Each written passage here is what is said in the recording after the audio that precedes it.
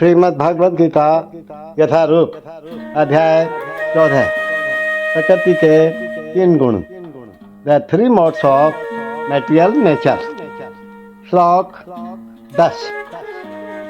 देखो, भगवान ने सत्वगुण, रजोगुण, तमोगुण के बारे में बताया और ये भी बताया कि मनुष्य इनसे बंध जाते हैं। लेकिन अब एक नई बात भगवान बता रहे हैं कि तीनों गुणों में भी आपस में प्रतिस्पर्धा चलती रहती है। जैसे मनुष्य में प्रतिस्पर्धा चलती है ना, वैसे इन तीनों गुणों में भी आपस में प्रतिस्पर्धा चलती है। तो भगवान श्लोक 10 में देखो क्या बताते हैं। रजः तमः च अभिभूय सत्वं भवति भारत। रजः सत्वं तमः चैव तमः सत्वं रजः तथा। एक बार पुनः सुने। रजः तमः च अभिभूय सत्वं भवति भारत। रजः सत्वं तमः चैव तमः सत्वं रजः तथा। भगवान कहते हैं, हे भरतपुत्र, कभी कभी सतोगुण, रजोगुण तथा तमोगुण को परास्त करके प्रधान बन जाता है। सतोगुण दोनों को परास्त कर देता है, सत्वगुण प्रधान बन जाता है। तो कभी रजोगुण सतो तथा तमोगुणों को परास्त कर देता है और कभी कभी ऐसा हो जाता है कि तमोगुण सतो तथा रजोगुणों को परास्त कर देता है।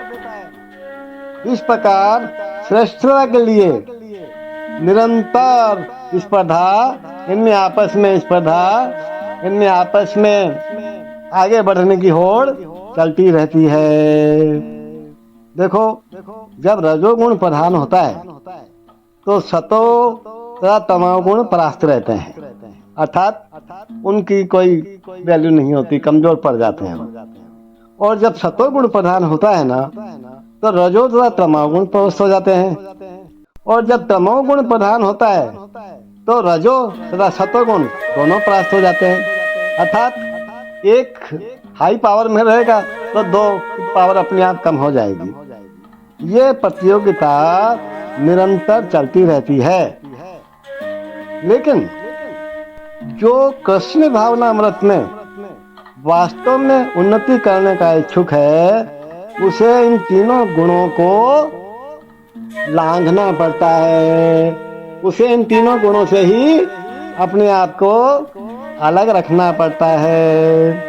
प्रकृति के किसी एक गुण की प्रधानता मनुष्य के आचरण में, उसके कार्यकलापों में, उसके खान पान आदि में प्रकट होती रहती है।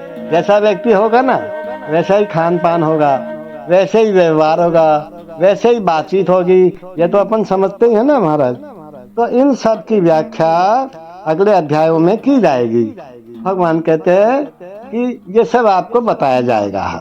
लेकिन यदि कोई चाहे तो वह अभ्यास द्वारा सतोगुण विकसित कर सकता है और इस प्रकार रजो तथा तमो गुणों को परास्त कर सकता है।